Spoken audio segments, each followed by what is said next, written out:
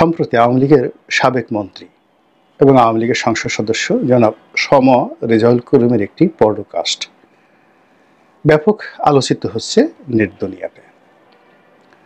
আওয়ামী লীগের অনেক নেতা এখন বিদেশি গণমাধ্যমে কিংবা বিভিন্ন ইউটিউব চ্যানেলে অথবা তাদের নিজেদের মধ্যে যে স্কাইপেতে তারা গ্রুপ মিটিং করেন কিংবা ইতিমধ্যে আওয়ামী লীগ পন্থী যে সকল সাংবাদিক রয়েছেন তারা অনেকেই সামাজিক মাধ্যম বিশেষত ইউটিউবে বা ফেসবুকের জন্য তারা কন্টেন্ট তৈরি করছে, বেশ জনপ্রিয়। এবং সে সকল যে কন্টেন্ট ক্রিয়েটর যারা রয়েছেন তাদের সঙ্গে আওয়ামী লীগের নেতারা খোলামেলা কথা বলছেন এবং তাদের সে সকল কথাবার্তা প্রায়ই ভাইরাল হচ্ছে এবং জনমত গঠনে ব্যাপক সাড়া ফেলছে। যেমন ধরুন জনাব ওবায়দুল কাদের সাহেব, তিনি ভারতের একটি সংবাদ মাধ্যমের সাথে কথা বললেন। তারপর তিনি কানাডা প্রবাসী এক সাংবাদিক নাজমুর সাকিব, তো তার যে নাগরিক টিভি, তার সঙ্গে কথা বললেন এবং উভয়টাই এখন রীতিমতো ভাইরাল। তো একইভাবে জনাব সম রেজাউল করিম, তিনিও ইদানিং কথাবার্তা বলা শুরু করেছেন। আর তার কথাবার্তা বলার বা না বলার কোনো কারণ নেই। এর কারণ হলো বাংলাদেশে থাকতেও তিনি কথা বলেছেন এবং টেলিভিশন বিশেষ করে টক শোতে কথাবার্তা বলেই তিনি মূলত আওয়ামী লীগের যে নেতৃত্বের শীর্ষ নেতৃত্বের দৃষ্টি আকর্ষণ করেছেন। তিনি শীর্ষ আইনজীবী ছিলেন, আইনজীবী সমিতির সাধারণ সম্পাদক ছিলেন, ছাত্রলীগ করতেন, তারপরে একটি নামকরা কলেজের ভিপি ছিলেন, নির্বাচিত ভিপি ছিলেন ছাত্র জীবনে, সবই করেছেন। কিন্তু আওয়ামী লীগ রাজনীতির যে শীর্ষ পর্যায়ের দৃষ্টি আকর্ষণ বা রাতারাতি একেবারে আনিসুল হক আইনমন্ত্রী তার কন্টেম্পোরারি তাকে আওয়ামী লীগের মতো একটি সংগঠনের আইন সম্পাদক করা, পিরোজপুর একটি আসন থেকে মনোনয়ন দেওয়া, সরাসরি গৃহায়ন গণপূর্ত মন্ত্রী করা, এরপরে মৎস্যমন্ত্রী করা, দ্বিতীয় দফাতে আবার মনোনয়ন দেওয়া, এই সব কিছুর মূলে তার যে শক্তিমত্তা, সেটা ছিল গণমাধ্যমে কথা বলার ক্ষমতা। তো তিনি অনেকদিন সেই আগস্ট থেকে এ পর্যন্ত চুপচাপ ছিলেন এবং ইদানিং তিনি কথা বলা শুরু করেছেন এবং তার সেই প্রথম বক্তব্যটি রীতিমতো ভাইরাল হয়েছে। অস্ট্রেলিয়া প্রবাসী সাংবাদিক মিস্টার বারি, ফজলুল বারি, তো তার একটি পডকাস্টে জনাব সম রেজাউল করিম বাংলাদেশে 5ই আগস্ট তারিখে তার অবস্থা, তার পরিবারের দুরবস্থা এবং ওই সময়ের যে রাজনৈতিক প্রেক্ষাপট, তারপরে তিনি সেখান থেকে কিভাবে পালিয়ে গেছেন, সীমান্ত কিভাবে পালিয়ে দিয়েছেন, সেখান থেকে কিভাবে ইংল্যান্ডে গিয়েছেন, ইন ডিটেলস তিনি বলেছেন। আমি ওই বিষয়গুলো পুনরাবৃত্তি করব না। আমি যে বিষয়গুলো সামনে আনার চেষ্টা করব সেটা হলো যে আওয়ামী লীগের মধ্যে অনেক নেতাকর্মী যেমন আছেন যারা মত এবং পথের ঊর্ধ্বে গিয়ে সাধারণ মানুষের সাহায্য এবং সহযোগিতা পাওয়ার জন্য তারা যোগ্যতা সম্পন্ন ছিলেন, যেমন সম রেজাউল করিম। তিনি যখন ধরে নিয়ে গেছিলেন যে 5ই আগস্ট তারিখে তার বাসায় যখন মব হচ্ছে, তিনি এবং তার স্ত্রী মবকারীদের হাতে ধরা পড়বেন এবং মারা যাবেন, গণপিটুনিতে মারা যাবেন। এটা যখন একেবারে ধরেছেন, ওই সময়টিতে এমন একজন লোক এসে তাকে সাহায্য করলেন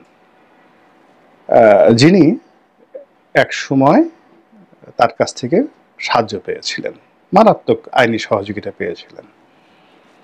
তো এই ঘটনাটা আমি বিশ্বাস করি। এর কারণ হলো যে সম রেজাউল করিম আমার প্রতিবেশী, আমরা একই বিল্ডিং, আমাদের অফিস, আজকে 26-27 বছর ধরে প্রতিবেশী, একেবারে নিকটতম প্রতিবেশী এবং আমার খুব ঘনিষ্ঠ বন্ধু। যদিও তিনি মন্ত্রী হওয়ার পর তার সঙ্গে আমার ওইরকম যোগাযোগ ছিল না, কিন্তু আমাদের মধ্যে আন্তরিকতা ছিল। এবং আমার যে চরিত্র, আমি সবসময় করি কি, কেউ ক্ষমতাধর আমার বন্ধুবান্ধব, আত্মীয় স্বজন, ক্লাসমেট, তারা হঠাৎ করে কেউ যদি ধনী হয়ে যান, ক্ষমতাধর হয়ে যান, আমি তাদের থেকে একটু দূরে থাকি সবসময়। তো সম রেজাউল করিম সাহেবের সঙ্গে আমার সেই গলায় গলায় যে সম্পর্কটা, সেটি আমি ইচ্ছা করে দূরে সরে যাই যখন তিনি মন্ত্রী হয়ে যান। কিন্তু উনি কিন্তু দূরে সরেননি। উনি যখনই অফিসে আসতেন, লিফটের সামনে যখন দেখা হতো, উনি আমি পালানোর চেষ্টা করতাম, উনি দৌড়ে আসতেন। এমনকি আমি পিছনে থাকলে উনি সামনে থেকে পিছনে এসে আমার সঙ্গে কথা বলতেন। এই যে তার যে অভ্যাসটি মন্ত্রী হওয়ার পর, এটা আওয়ামী লীগের কারোর মধ্যে আমি দেখিনি, এটা তার মধ্যে ছিল।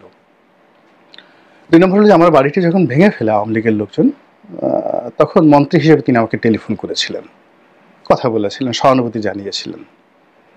থার্ডলি যে কথাটি বলতে চাই সেটি হলো যে আমি সালমান এফ রহমান সাহেবের সঙ্গে যখন আমার মতদ্বৈততা হলো এবং আমি যখন জেলে গেলাম, জেল থেকে বেরোলাম এবং তার সঙ্গে আমার যে মামলাটা চলছিল, ওই সময়টিতে তিনি আমাকে বলেছিলেন যে রনি ভাই, আপনার মামলাটা যখন হাইকোর্টে আসবে তখন এই মামলাটা আমি করব। তো যাই হোক, সেই মামলাটা তিনি হাইকোর্টে করলেন। বোঝার চেষ্টা করেন যে তিনি আওয়ামী লীগের আইন সম্পাদক সালমান এফ রহমানের বিরুদ্ধে মামলা করছেন আমার পক্ষে, আমি তখন বিএনপিতে। তো সেই মামলায় তিনি লড়ছেন এবং মামলায় যখন আমি স্টে অর্ডার পেলাম তখন আমি ফি বাবদ তাকে কিছু টাকা পাঠালাম। তো তিনি সেই প্যাকেটটা খুললেনও না এবং আমাকে টেলিফোন করলেন যে রনি ভাই, আমাকে লজ্জা দিচ্ছেন কেন, বন্ধু মানুষ, আমি বিনা পয়সায় টাকা মামলাটা করব। এবং সেই মামলাটা যতবার হাইকোর্টে শুনানি হয়েছে আমি একটা পয়সা দিতে পারিনি। এমনকি সেই মামলার যে নকলের কপিটা, সেই কপিটাও তিনি উঠিয়ে তার লোক দিয়ে আমার অফিসে পাঠিয়ে দিয়েছেন। এখন ওনার সঙ্গে যদি আমার যোগাযোগ ছিল না শেষের দিকে, আমার একটা ধারণা ছিল যে তিনি বুদ্ধিমান মানুষ, তিনি হয়তো সেই জুলাই মাসের মাঝামাঝি হয়তো দেশের বাইরে চলে গেছেন। এই কারণ হলো আমি আওয়ামী লীগের যাদেরকে চিনতাম, যারা এই পরিস্থিতি টের পেয়েছিলেন, তারা কিন্তু সবাই জুলাই মাসের মাঝামাঝি 15 জুলাই তারিখে দেশ ত্যাগ করেছেন, যত বড় নেতা। তো সমর রেজাউল করিম সাহেব বুদ্ধিমান মানুষ, তিনি কেন থাকবেন, আমার ওইরকম একটা ধারণা ছিল। দ্বিতীয়ত হলো, মানুষ যখন বিপদে পড়ে তখন তাকে টেলিফোন করা, তার অবস্থা জানা, এটা অনেক সময় কিন্তু একটা ঠাট্টা মশকরার বিষয়। এই জন্য আমি আসলে তাকে টেলিফোন করিনি, তাকে ফোন করিনি একেবারে আগস্ট মাসের 5 তারিখ পর্যন্ত। কিন্তু বাস্তবতা হলো যে আগস্ট মাসের 5 তারিখে যদি তিনি আমাকে টেলিফোন করতেন, আমাকে ফোন করতেন, আমি কিন্তু তার বাসায় যেতাম এবং তাকে আমার বাসায় নিয়ে আসতাম এবং আমি সর্বোচ্চ চেষ্টা করতাম যে তাকে সেভ করার জন্য। এটা হলো বাস্তবতা। তো এরকম আওয়ামী লীগের অনেক নেতাকর্মী যে এখনো আছেন, যারা আওয়ামী লীগের বাইরে গিয়ে বিএনপি অথবা সাধারণ জনগণ কিংবা অনেকের সমীহের পাত্র, এটি সমর রেজাউল করিমের এই বক্তব্যের মাধ্যমে আমি নিজে সাক্ষ্য দিলাম। যারা সেই ওবায়দুল কাদেরের বক্তব্য নিয়ে ট্রল করছেন, তারা শুধুমাত্র ওবায়দুল কাদেরের খারাপ দিকগুলো দেখেছেন, কিন্তু ওবায়দুল কাদেরের যে ভালো ভালো অনেকগুলো দিক আছে, তার যে অনেক নেতা আছে, কর্মী আছে, সহানুদ্দায় আছে, ওটা কেউ দেখেনি। একইভাবে শেখ হাসিনাকে সবাই ফ্যাসিস্ট, ডাইনি, যা ইচ্ছে তাই বলছেন, কিন্তু বহু মানুষের সঙ্গে তার যে আত্মার সম্পর্ক, বহু মানুষ যে গড়াগড়ি করে তার জন্য কেঁদেছে এবং কাঁদছে, এই দৃশ্য এখনো পর্যন্ত বাংলাদেশে দ্বিতীয় কোনো রাজনৈতিক ব্যক্তিত্বকে দেখানো যাবে না। যাই হোক, তো রেজাউল করিম সাহেব এইভাবে সাহায্য পেলেন, সহযোগিতা পেলেন। দ্বিতীয় আরেকটা বিষয় হলো, তাকে যারা মবের হাতে তুলে দিয়েছে দ্বিতীয় দফাতে, তিনি তার সাক্ষাৎকারে বলেছেন যে সংসদ ভবন থেকে ওইরকম যারা উপকার করেছিল, এরকম এক উপকারীর কারণে তিনি প্রাণের রক্ষা পেয়ে বসুন্ধরার একটা বাড়িতে আশ্রয় নিয়েছিলেন এবং সেই বাড়িতে তাকে যে ট্র্যাক করেছিল এবং তার কাছে 50 লাখ টাকা বা 10 কোটি টাকা সম্ভবত দাবি করেছিল, সে আর কেউ নয়, তার হাতে তৈরি করা ছাত্রলীগের জেলা পর্যায়ের একজন নেতা, যাকে সমর রেজাউল করিম নিজে নেতা বানিয়েছেন। তো এই যে দেখেন, বাংলাদেশে যা কিছু হয়েছে, আওয়ামী লীগের যে দুর্ভোগ এবং দুর্দশা, সমর রেজাউল করিমের কথা অনুযায়ী এর সঙ্গে ছাত্রলীগ জড়িত, যুবলীগ জড়িত এবং এর মধ্যে অনেক ছাত্রলীগ যারা জামাতের সাথে, বিএনপির সাথে যোগাযোগ রক্ষা করত। আবার জামাত এবং বিএনপির অনেক কর্মী যারা ছাত্রলীগের মধ্যে লুকায়িত ছিল এবং তারা এই সময় রেজাউল করিম সাহেবদের মতো লোক দেখে কনভিন্স করে পদ বাগিয়েছে, পদবি বাগিয়েছে, আনুগত্য দেখিয়েছে এবং বিপদের সময়, আওয়ামী লীগের বিপদের সময় তারাই একেবারে টু দি পয়েন্টে জানিয়ে দিয়েছে ওর ওখানে জায়গা আছে, ওর ওখানে জমি আছে এবং যেখানে জামাতের লোক দরকার, যেখানে এনসিপির দরকার, যেখানে বিএনপির লোক দরকার, তাদেরকে নিয়ে এই যে আওয়ামী লীগের লোক যে অনেক মব করেছে এবং এখনো করে যাচ্ছে, এটা সমর রেজাউল করিমের বক্তব্যে কিন্তু ফুটে উঠেছে। তো এই যে রাজনীতির অনেক কাঁধা, অনেক যেটাকে বলা হয় ভেতরের কথা, অনেক গুপ্ত বিষয় চলে আসছে, এটা আগামী রাজনীতির জন্য একটা অশনি সংকেত এবং শিক্ষাও বটে। 2 নম্বর হলো যে দেখুন, সমর রেজাউল করিমের বক্তব্যে যেটা দেখলাম যে তিনি অনেক কষ্ট পেয়েছেন, তারপর রক্তাক্ত হয়েছেন, একেবারে ফেলানির মতো, ফেলানির লাশ যেভাবে কাঁটাতারে ঝুলেছিল সীমান্তে, তিনি ঠিক ওই রকম ঝুঁকি নিয়ে কাঁটাতারের যে বেড়া এটা অতিক্রম করেছেন এবং কাঁটাতারের বেড়া অতিক্রম করার সময় তিনি রক্তাক্ত হয়েছেন, সারা শরীর তার রক্ত ঝরেছে এবং তার আগে তিনি প্রায় 4-5 ঘন্টা একটা ময়লাযুক্ত, যেখানে মানুষ পায়খানা পেশাব করে, এরকম একটা ডোবা, এই ডোবার মধ্যে তিনি 4 ঘন্টা তিনি সেখানে ডুবেছিলেন।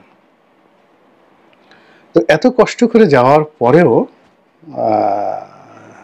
তিনি তার জীবনের প্রতি আশা হারিয়ে ফেলেননি। তিনি বয়স্ক মানুষ, এখন তার বয়স প্রায় অলমোস্ট 65 থেকে 70-এর মধ্যে, কিন্তু তিনি জীবনের যে আকাঙ্ক্ষা এটা হারাননি, হতাশ হননি এবং আগামীতে তিনি বাংলাদেশে এসে আবার ইলেকশন করবেন না, আর আওয়ামী লীগের নেতা হবেন না, মন্ত্রী হবেন না, এইরকম ভাবভঙ্গি তার দেখে মনে হচ্ছে না। তিনি এখনো আশাবাদী আবার তিনি আসবেন।